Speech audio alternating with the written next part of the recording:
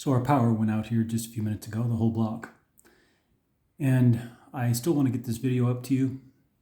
I want to tell you that the pre-trib rapture lunatics are at it again, including Robert.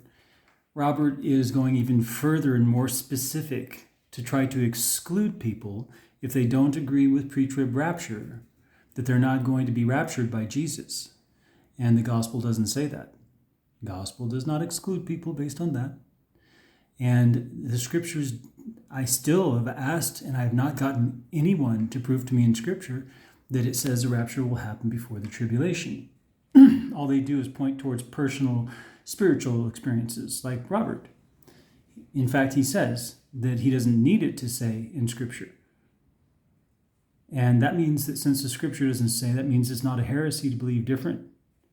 And since the scriptures actually explicitly forbid it happening pre-trib, that means that he has a problem with God. And he's talking about stopping sin, and yet he has this deep-rooted sin surrounding this heresy that he is not taken care of. He will not be raptured. He will not be raptured. When the rapture comes, he won't go because of a heresy, not because he disagrees with me. It's not my opinion. I don't have an opinion in the matter. I came to this with no opinion. And if you go back and look at my videos, you know it's true. But as I ask people to give me scriptures for the pre-trib rapture, openly trying to see, where is it? What does it say about it? No one could give me anything. They gave me garbage. Revelation 3:10 has nothing to do with the rapture, has nothing to do with the tribulation. It actually doesn't. In the Greek, the word is the opposite of tribulation. And it's not a rapture. There's no rapture there. It's to keep an eye on from injury. It's not to take out of. The implication is that you are going through something and God watches over you to keep you from injury. Not to take you out of it and keep you from the event, but to keep you from injury while you're in it. That's the keeping the eye on. So, and that's just an example. Scripture after scripture that they said, oh, here, Daniel 12, 1 through 2.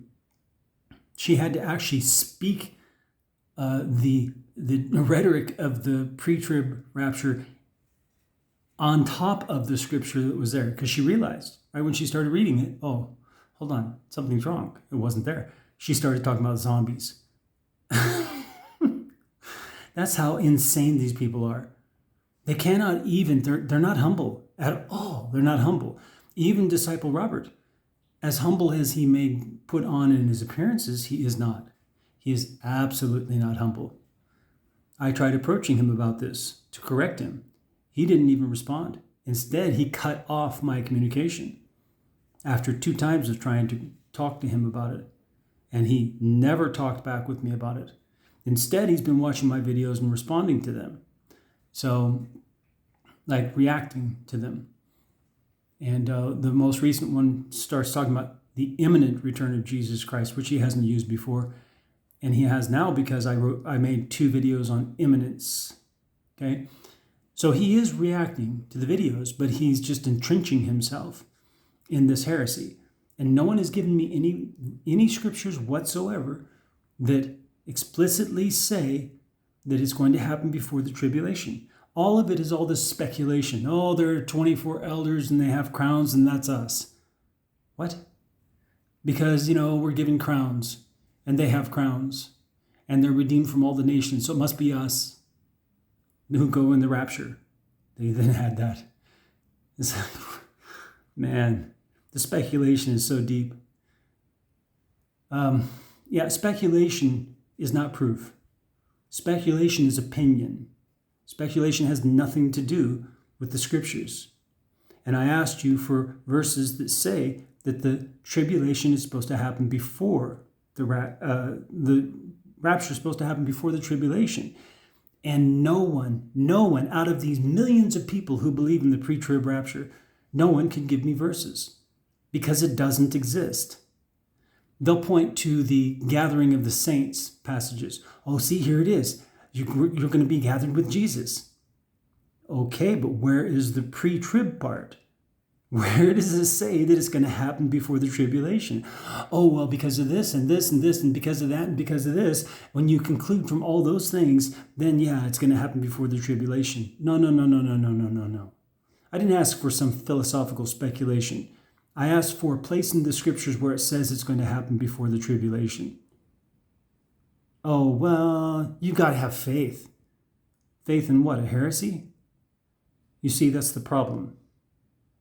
They cannot show that the Bible teaches that the rapture will happen before the tribulation. They cannot. They just assume it's going to because they feel like it's going to. And because they love this concept, not the concept, but the feeling of imminence. Christ can come back any second now. Any second, any second, any second. It's a cliffhanger. Perpetual cliffhangers. People love cliffhangers. But it has nothing to do with righteous life before Christ. And it doesn't produce holy living. No matter how much people like Disciple Robert will call people to stop sinning and to live a holy life, if they are focused on these false prophets who are stirring people up to think about everything except living a holy life, they will never stop their sin. And in fact, they're involved in a deep sin if they believe in the pre-trib rapture.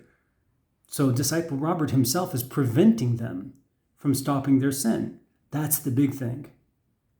Is that it is a heresy. He now knows it's a heresy. 100% knows it's a heresy. And if he is still promoting it, he is not only a false teacher, but he's preventing others from entering into the kingdom of God. Because it says, if you hold to a heresy, you will not inherit the kingdom of God. Galatians 5, Galatians 5, Galatians 5. I tell you this almost every video. And you need to go read it. Because it is very heavy, very significant. And how do I know it's a heresy?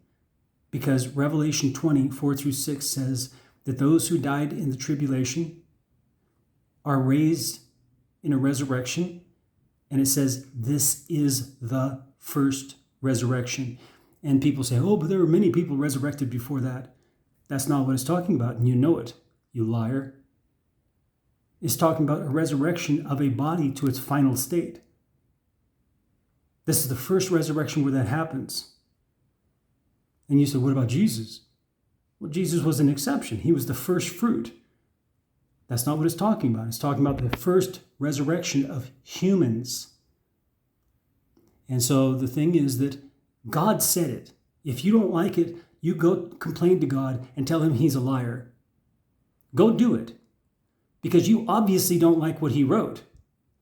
It says this is the first resurrection. If you cannot try to understand that to find out what God meant, then you have a beef with God. And you need to take it up with him. I didn't write it.